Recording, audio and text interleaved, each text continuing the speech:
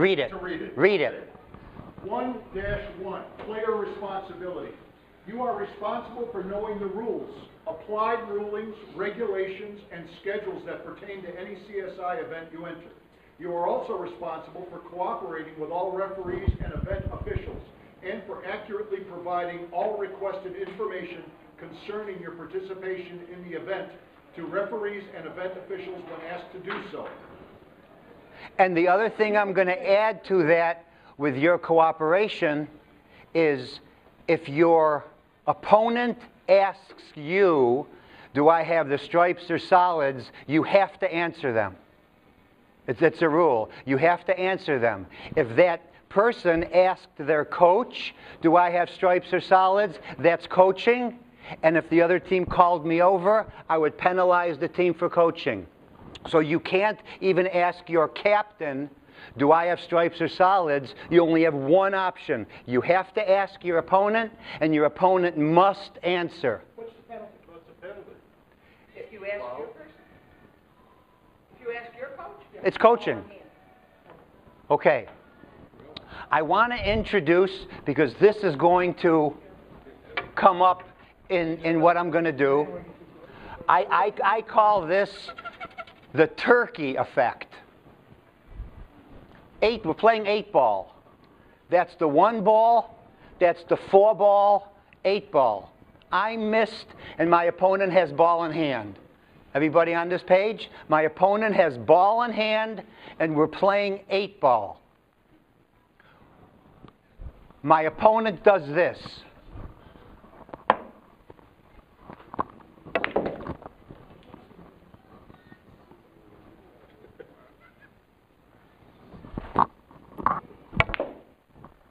And now it's my shot at the table.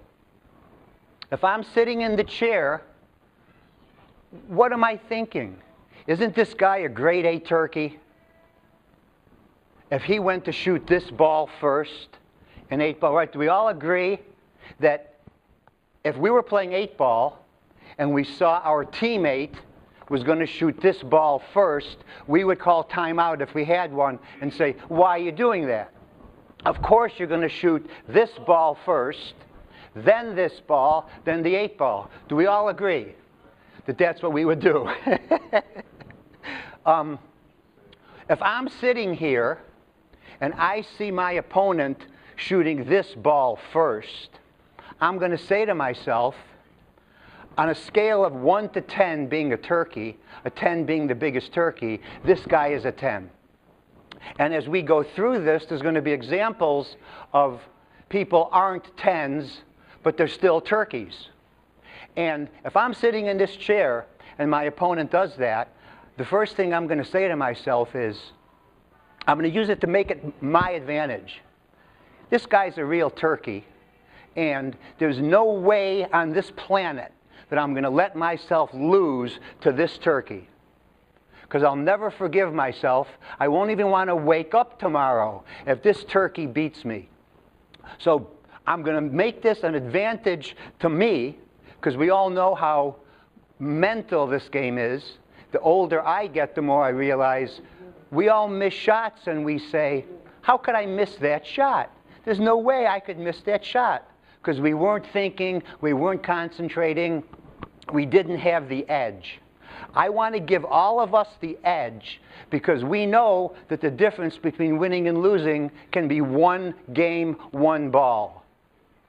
And part of the reason I'm doing this, those pictures on the wall, Cheryl, Sam, and the Blasters, I want to see more pictures there, and for me to be able to say to myself that I might have had a small part in that person winning, because there could have been a situation where they gained a psychological advantage from what I'm going to tell you now. That'll make my day. So that's why I'm doing this, because I want to see more pictures up there so I can be proud. Because aren't we all proud of Cheryl, Sam, and the Blasters?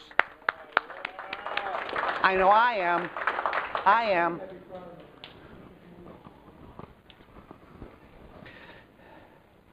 Okay. Let me just take... How do you cook the turkey? I'm going to unseat you a minute. So, my session starts at 9 o'clock in the morning. I show up at 8:30, and I walk around and make sure everybody's well dressed, properly dressed. Referees have dress codes: black shoes, black socks, pants, shirt. Everybody here knows about the dress code. Last tournament I worked, somebody showed up with holes in his jeans. He gave us some cockamamie story that his luggage got lost, and he got permission from John Lewis to play that whole day without him. We wanted to make sure he wasn't pulling our leg. You have to be properly dressed, or the referees will say you cannot play. It's very simple. So, I sit in the chair, and I'm watching a whole row. So what am I doing? I'm watching this table, I'm watching that table, I'm watching pool. I see great moves, great shots, turkey moves. I cannot say anything or do anything other than if I see unsportsmanlike behavior, and we'll get into that, unless I'm called over to the table. I'm called over to the table in different ways at different tournaments. Sometimes there's a flag, somebody waves, sometimes you raise your hand, that doesn't matter. So as soon as I'm waved, I go through the steps in my mind. So, as I'm walking to the table, I know exactly what's up. I don't need any explanation because I'm taking 5 or 8 steps. I'm looking at the table. I know why I'm called over.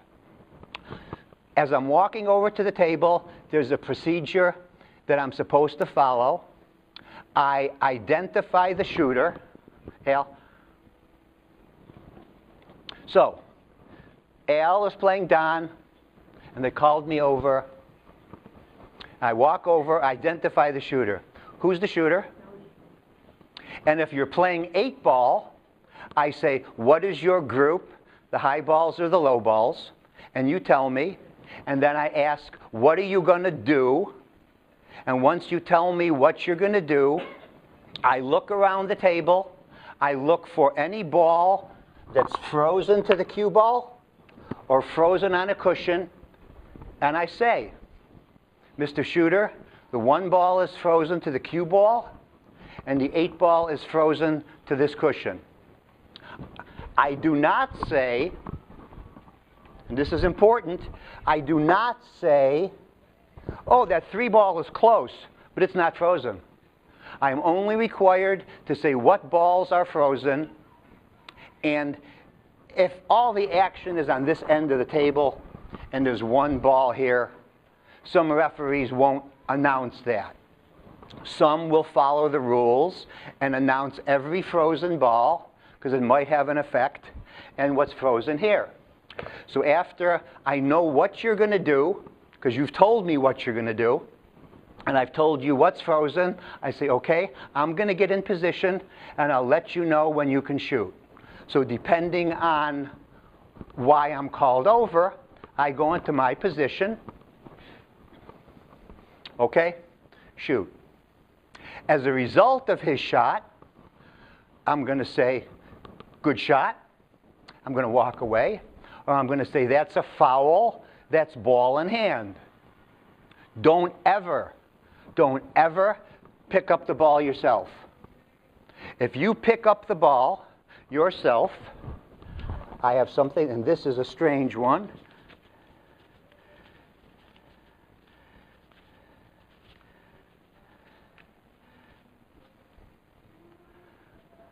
Thought I had it handy. Well,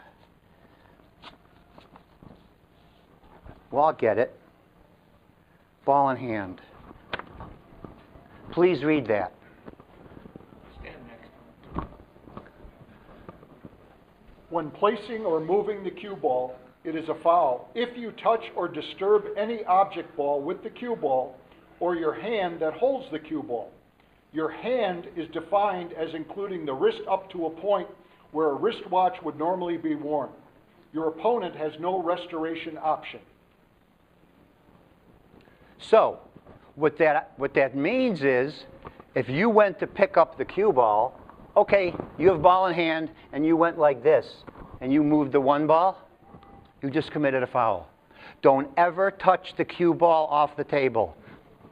If the referee is doing his job correctly, and hopefully we all are, the referee, when he's saying that's ball in hand, I will pick up the cue ball, and if I move a ball, I'll just put it back where it was. And I'll reach in my pocket and pull out a rag, and I'll clean this ball and away from the table. I will never hand you the ball over the table. Don't let the referee hand you the ball over the table, because if he handed you the ball over the table and you dropped it, you've just committed a foul. I'm away from the table. I give the opponent the ball, and he puts it where he wants. Now, question, what if somebody doesn't agree with the adjudication you've just made on the table? Okay. Says, I question that ruling, I want to see a supervisor. Judgment, good one. Judgment calls are not questionable, but ruling calls are, and you've got the right, if you do it properly, to ask for the referee to get a second opinion because you disagree with the rule. Absolutely, you're right. Good question. Okay. So why do people call me over to the table? They call me over to the table because stuff happens on the table and stuff happens away from the table. Let's talk about things that happen away from the table. Sharking, the main ones. Sharking, unsportsmanlike behavior, coaching, practicing, timeouts, cursing. Everything could fall under an umbrella of sharking or unsporting behavior. If your opponents are noisy when you're shooting and quiet when they're shooting, sharking. Some people get offended by cursing. If they're cursing a lot, they can't do it. I'll come over. If they're playing slow, last tournament, lady comes up to me. Those people are playing a little bit slow. I said, okay. They're playing like over here. I walked here. Their backs are to me. I pulled out my cell phone, and I'm checking my email, and I'm checking my text. They think I'm timing them because I'm standing right here looking at them, and they all know I'm there. Do you think they've sped up their game? Yeah. They sped up their game in a New York minute. So rather than having to confront them, I dealt with it in a way where I can be out of the way as much as I can and just do what I have to enforce the rules. I don't want to get in anybody's face. I don't want to start anything. They knew why I was there. Unsporting behavior. This is a biggie. Okay. 1-45, unsportsmanlike conduct. You must not commit any act that is unsportsmanlike in nature. This includes, but is not limited to, actions that are embarrassing, disruptive, or detrimental to other players, spectators, referees, event officials, or the sport in general, or any act that makes a travesty of the game. Good Lord. Offering to gamble with opponents or spectators during your match is specifically defined as unsportsmanlike. This is a biggie. That's why I have a little more to read here. Unsportsmanlike conduct. Continue. The normal penalty for unsportsmanlike conduct is the same as for a serious foul, but the referee may impose a penalty depending on his judgment of that conduct. Okay, stop right there. That's where a little confusion, because one referee could look at a situation and give a warning. Somebody else would not even give a warning, just talk to the captain. Some other referee could give ball in hand. Another referee could award the game to somebody else. So you can't say last year or yesterday we had the same situation, why are you ruling differently? That's built in to the definition of unsporting behavior, that it's totally up to us. Not that I agree with it, Because those of you that know me, I like if-thens. I'm an accountant. I don't like gray. This is gray. We have to deal with it. We have to live with it. So don't say this to a referee, well, yesterday Joe ruled this way. Read that sentence again. The first sentence? No, where Oh, okay. Among other penalties possible are a warning, a standard foul penalty, which will count as part of a 3-foul sequence if applicable, a serious foul penalty, loss of a rack, set, or match, ejection from the competition, possibly with forfeiture of all prizes, trophies, and standings points. Unsportsmanlike conduct is any intentional behavior that brings disrepute to the sport or which disrupts or changes the game to the extent that it cannot be played fairly. And this includes A, distracting the opponent, B, changing the position of the balls in play other than by a shot, C, playing a shot by intentionally miscuing, D, continuing to play after a foul has been called or play has been suspended, E, practicing during a match, F, marking the table, G, delay of the game, and finally H, using equipment inappropriately. That's up to your imagination. kind of overlaps with sharking. Why do people shark? Well, I know why I would shark somebody. I would try to shark somebody to get in their head, get them off their game, get a mental advantage, have them thinking about something else other than the game. Isn't that why people shark? To gain an advantage, to get you off of your game. That's why people shark. And people do the unsportsmanlike behavior for the same reason.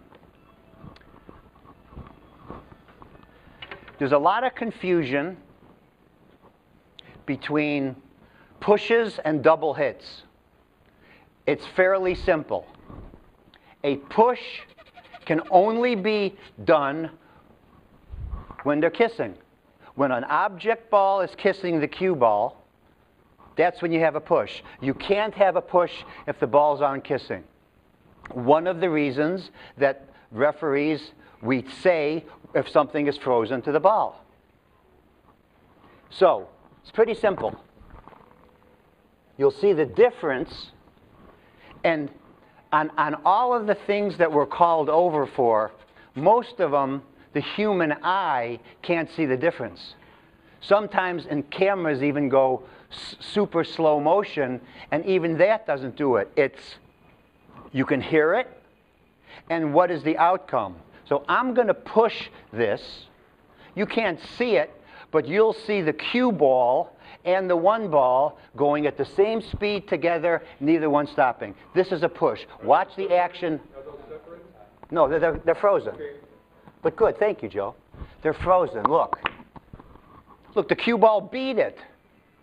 The physics of the game, it's impossible for this cue ball to beat that one ball if I didn't push the ball. It's one of the rules that I would like to see changed, that if somebody called me over after the fact, and I knew that, and everybody agreed that's what happened, we would all say that's a push. I can't. I have to be called over, I have to tell the shooter it's frozen, and I have to watch. Now, watch what happens. You'll see the difference if I don't push it. See how that cue ball stopped? See how it stopped and then kept going? That was not a push. That's all I needed to see. Even if they're touching? I didn't have to see. My eye can't see this, how long my tip was in contact with the cue ball. That doesn't look like a push to me, what you just did. No. If you looked at the cue ball, The cue ball cannot go forward. okay, then let's, no, it doesn't have to stay still. That's not a push. Do you see how it stopped? I didn't see it stop. The cue ball didn't follow through down table.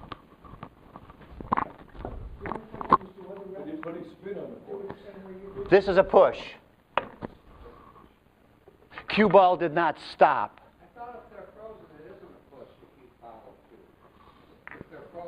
No, it can be a push. Oh, yeah. And it's a push. You can see it. So this is not a push. You see how the cue ball stopped and then kept going? That's not a push. Okay, is that judgment or is that a rule?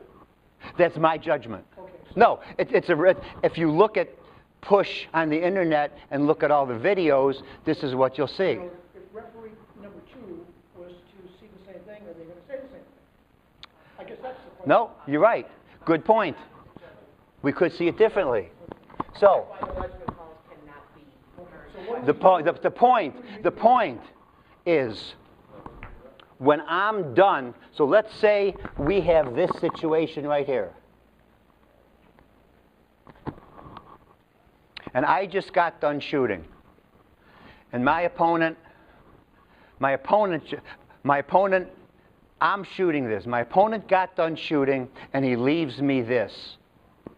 If my opponent does not call the referee over to watch this, he's a turkey. He's not a 10-point turkey, because if I've got this situation, I am put, for some people, in a semi-moral dilemma.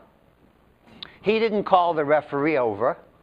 What is to stop me from doing that? I say I didn't scratch. What is to stop me? But Louis, I thought if it was touching, it'd be okay to push it. No, you can never push it. Oh, I thought if it was separate, a little tiny bit. That's a double hit. We're going to get into double hit next. But you can push it, you can't push No, it. what I'm saying here is, if you don't call the referee over, maybe I wasn't clear. I'm trying to make a point here on why you should call me over. I thought that would be legal, right, what you just did? No, I pushed it. So, if they're touching, that's a push. I just pushed that. Because look at the way the one ball and the cue ball move together. That's a push. But if he didn't call the referee over, and I am not Dudley Do-Right, I might do that. Why give your opponent the option of doing that? You must call the referee over on this shot. You refs are coached on that shot. Pardon me? You referees are coached on that shot. I don't hear you, Dandy. You're coached that when they're tight together like that, you're going to call push or not. If I'm called over, Somebody's teaching you that. yeah, I'm called over to the table, I'm going to say, Taught this from Now, the rule, Is that's referee basically school- the rule, is I think they were referee just school trying to like that? know whether, now, rules the rule. committee has taught you to look for this. That's what I'm asking. the referee rules. Yeah. Oh, absolutely. That's what they teach us. That's what we all learn. Sorry, I didn't understand your question. Well, that's why I'm asking, because I've played that shot in Buku tournaments and never got called for pushing. Was the referee called? Yeah. Well, if the referee was called and this one ball and cue ball went like that, the physics of pool say that has to be a push. Well, I've never had a question. Well, Different judgment. it's just like last year at Rio, somebody was called over and they made, and we still can't believe this, they made a call where one player got two ball in hands back to back. Yeah, there's no such thing. But that's what he ruled. And you can't call the supervisor over because it's a judgment call? Or? Well, that was a ruling. And was that the ruling where somebody called over and somebody said, I want to see it in the rule book? And they came over and they said, I'm warning you for unsportsmanlike behavior, and if you ask for a rule book again, I'm throwing you out? Did they say that to you? I don't know if you said I'm throwing you out, but Yeah. Can you not ask for a supervisor? Yeah. You can request, if you think there's a rule misinterpretation, you cannot request a change in anything that is based on their opinion. Okay? If you think that he's interpreting a rule wrong, then you can request another referee to evaluate that. However, if you then get the director, which was the person involved with this stuff. If the director comes over and makes a decision, you cannot in any way disagree with him, ask him to see a rule book, any of that stuff. At that point, he can get responsibility. So when you say Okay. it's safe to do, safe things to do, So the point of this was you have to call the referee over, and we're going to get into more situations. There's a couple issues with this, okay? If you never have to, like a lot of times in here when we're playing in a league, we'll stop and say, do you want to look at this, or do you want, you don't have to do that. That's up to your opponent to be watching the game and decide if they want a ref call. You don't have to call a ref by yourself. If you're going to shoot that shot and he's not going to call a ref to come and look at it, then you just shoot the shot however you want to shoot it. Right. So that brings us back. He can't make a call about it anyway. So because it's already are we going to intentionally push the ball to make the 9, knowing that it's illegal because our opponent was a 5th level turkey? Or are we going to do this and try to make it this way? That's your decision. That's your decision to make. My point is, take that decision away and call the referee over. Yes, Mike? 2 questions on that. We play, if you make an attempt, you raise the butt of the stick have to to a raise it certain 45 angle, degrees. it's not a push. The other question is, No such rule. No, in the real world of reffing, there's no such angle. well, we play that way. I know. We have our local rules here. It's supposed to be the same way they play. Yeah, and that's going to hurt us a little bit, and I'm going to talk about that. Okay, the other question is, who determines if it's touching or not, and who approaches the table to look closely? You call me over, and that's what I do. Somebody calls me over. I'm sitting this far away, and I think you're touching. I call You're the opponent. Well, if you're the opponent, you're going to be sitting here. whatever, but I was sitting on the sidelines. You call me over, yeah. You say to the shooter, please stop. I'm going to call the referee over. So you stop. Yeah. So most of the things are similar. We here have different timeout rules, coaching rules, practicing rules, and I don't want that. None of that can really hurt us because we all know at Rio you can't coach. You just can't say anything. If you see a foul, you have to bite your tongue. It's up to your opponent. It's Rule 101. He's got to watch the game. He's got to be on top of everything. He can't get any assistance from anybody. The one place, and this is a toughie, this is timeouts. You are allowed 1 timeout per game, 3 per set, 10 per match. But it gets a little interesting, and again, it puts us in a dilemma. Do we want to take advantage of the rule? Maybe yes, maybe no, but we definitely don't want our opponent taking advantage of us. Okay? Move away from this though with timeout. There is a rule in USAPL that says if the cue ball is frozen to the ball, you can shoot that ball providing you make a legal stroke. Yeah. Any legal stroke. So if you elevate your stick and try to draw the ball, then you've made a legal stroke. Agree. Totally agree. So again, on this Because otherwise, if they're frozen, you can play that ball. on this timeout rule, this is important, guys, because it's going to be up to you to determine if you want to take advantage of the situation. But I don't want you to be taken advantage of. And this is a situation where you could be. So read that, and we're going to talk about it. This is timeouts. Timeout. A timeout may be called by the shooter or anyone on the shooter's team and must be acknowledged by the opposing player, Must be acknowledged by the player, not the coach. not the opposing player's teammates. Okay? If a timeout is called and the shooting team has no timeouts remaining, any member of the opposing team may issue a warning. If the warning is issued, no timeout may be taken and there is no further penalty. If no warning is given before the opposing player acknowledges the timeout is granted. The opposing player may check with his or her team to verify the availability of timeouts. Think about that one a minute. What that is telling you is the coach must keep track of all timeouts. And if your opponent asks for a timeout, they ask for your acknowledgement, you say, ask my coach. Because once you say yes, you can take a timeout.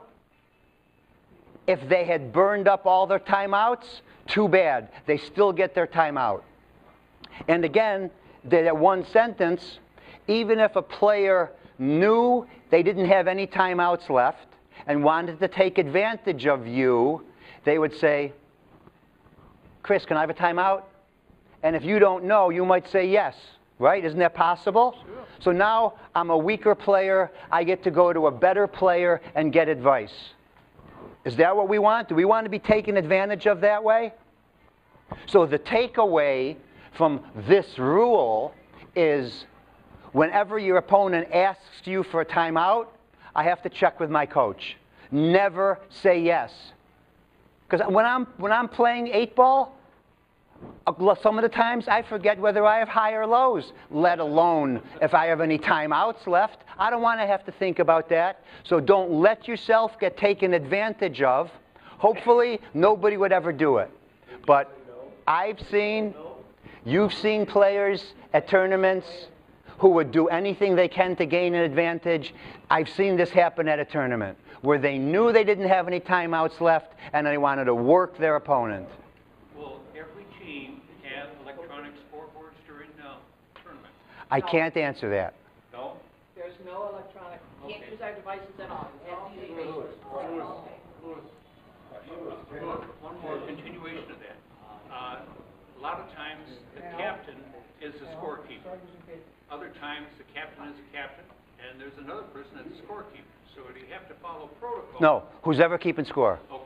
Somebody has to keep track of the timeouts, because if the other team wants to take advantage of every situation, and I've seen unbelievable things that some teams do to gain any advantage they can, not that any of us would ever think of doing that. Right, Dan? Okay, so the takeaway from this is never answer your opponent if they want a timeout. Say, I'm going to check with my coach. What if they don't ask and they just take the timeout? What's the penalty? Well, that's coaching. You can't. That's ball in hand. That's coaching. You can't coach. Lose their shot and you get ball in hand? Well, you get ball in hand. Okay. Lewis. I think the important thing that you all have to get out of this rule is something that you never did during the year. Okay, and I tried to get people to do this over and over when we were playing, and they did. Okay, say he's playing Chris, okay, and you're Chris's team.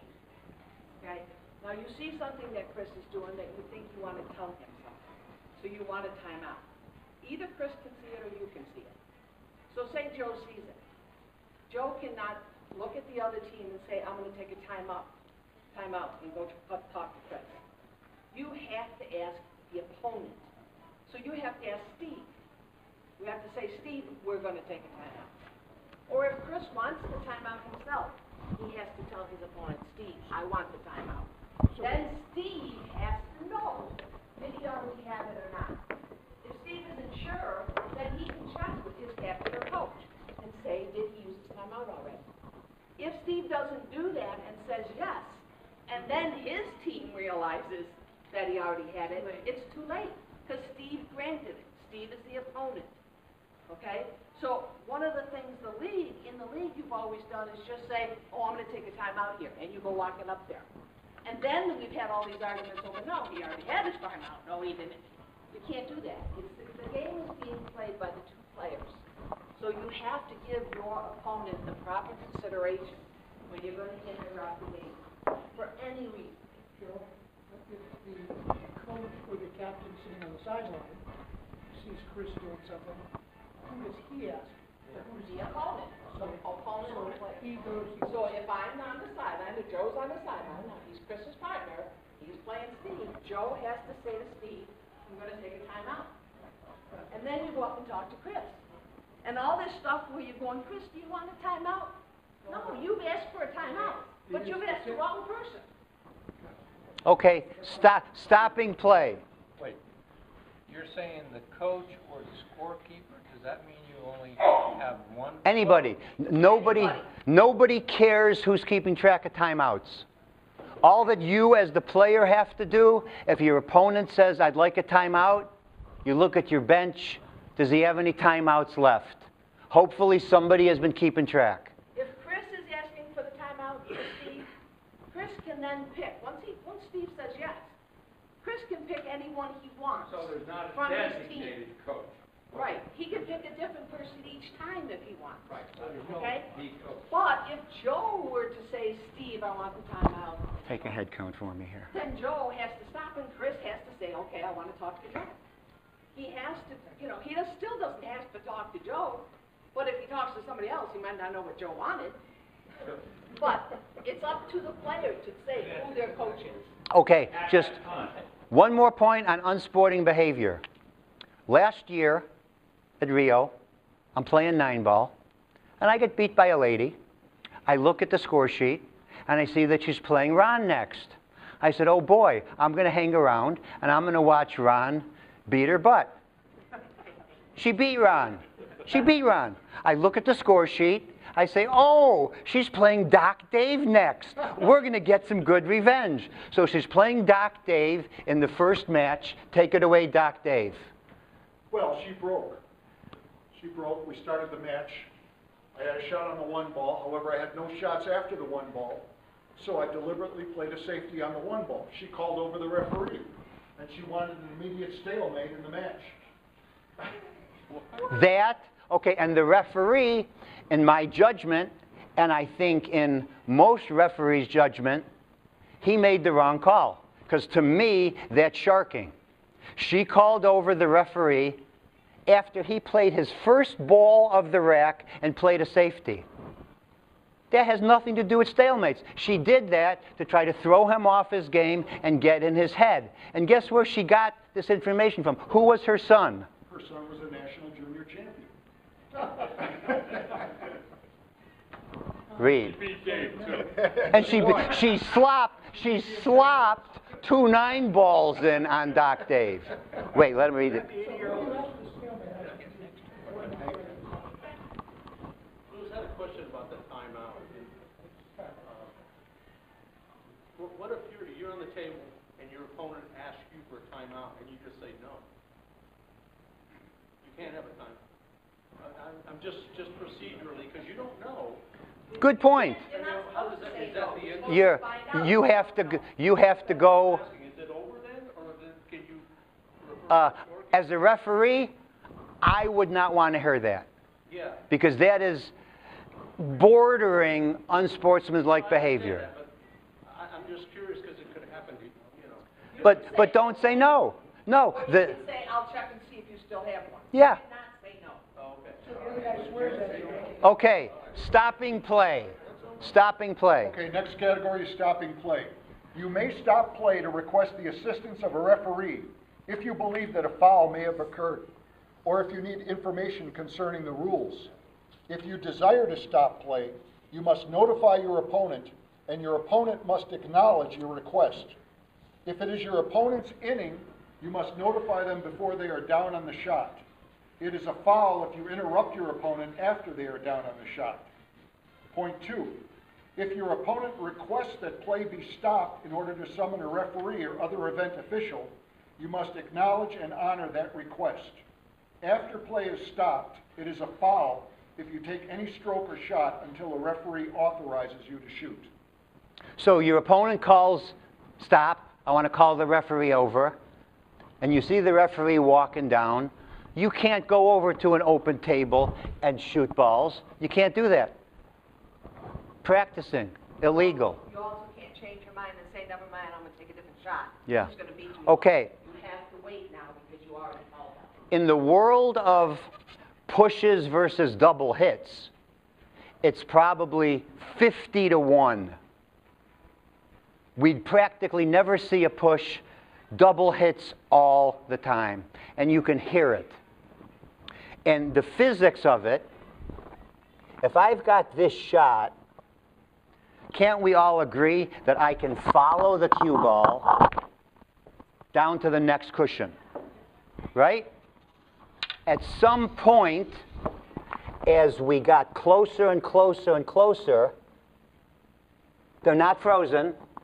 Can everybody agree that physically, knowing what we know about pool, it would be impossible for us to follow this cue ball after we hit the one and make the cue ball hit this cushion? Do we all agree? So what we see, the eye cannot see the double hit. What a double hit is I'm hitting the cue ball's hitting the one ball, coming back and hitting the tip, and then going through again. That's a double hit. You can't see it, but you can certainly hear it. So just listen to this. Did you hear the double hit? You don't even have to see it. As a referee, I could close my eyes and call a double hit, or I can just see how far the cue ball gets.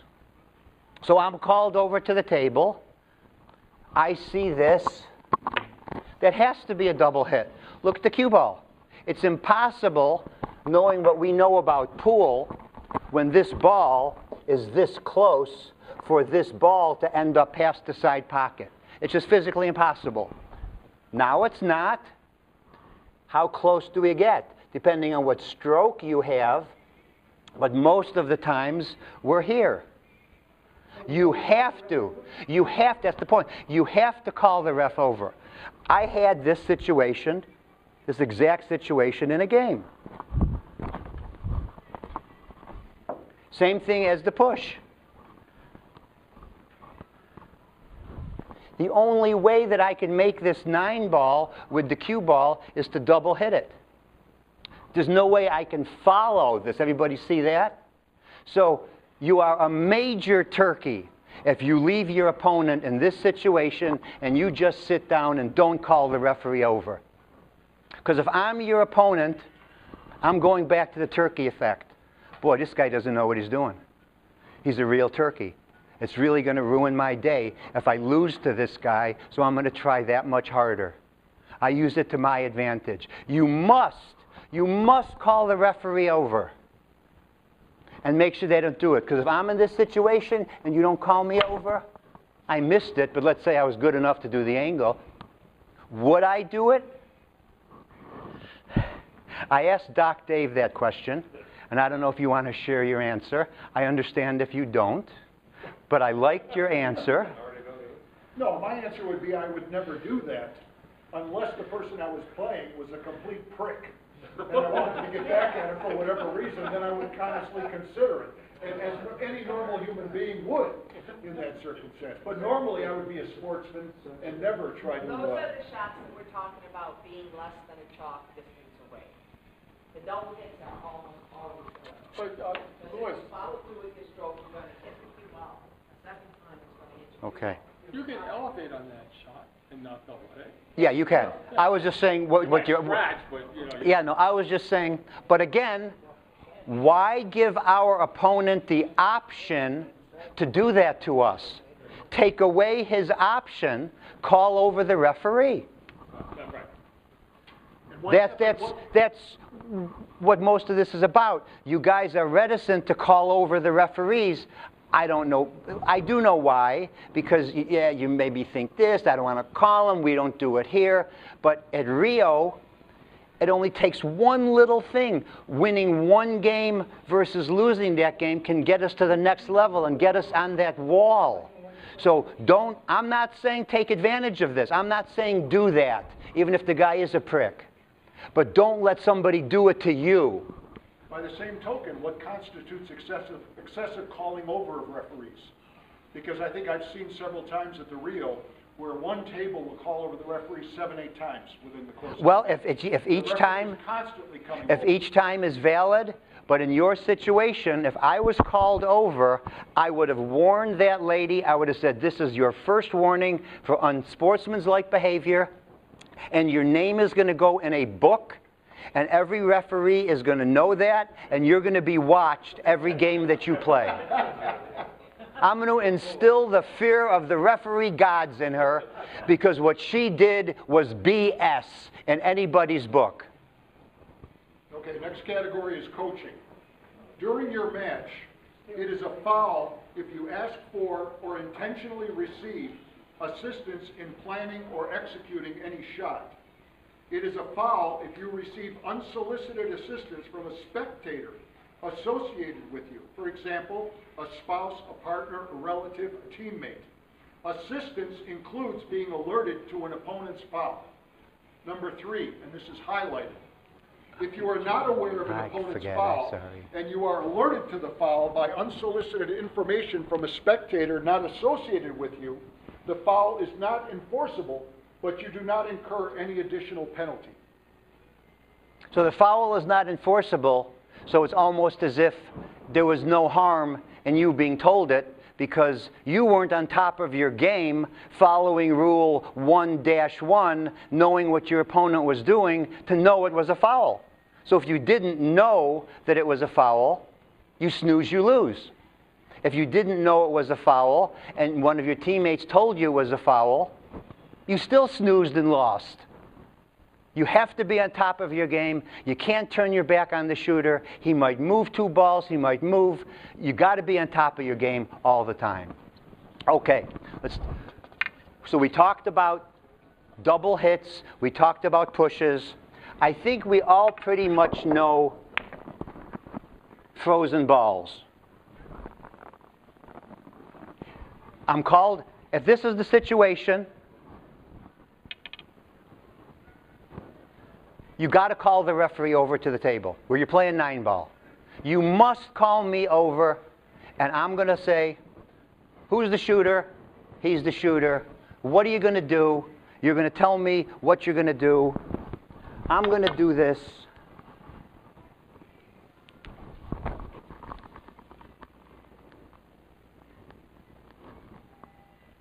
Shooter, that ball is frozen. Okay? Now, I'm the shooter. And I'm a turkey. Why is he telling me that ball is frozen? Why do I care that that ball is frozen? Is there something I should or shouldn't do? I'm feeling a little intimidated because my opponent might be smarter than me because he called the referee over, and I wouldn't even think to call the referee over if positions were reversed, because why do I care if that ball is frozen? Everybody understand that?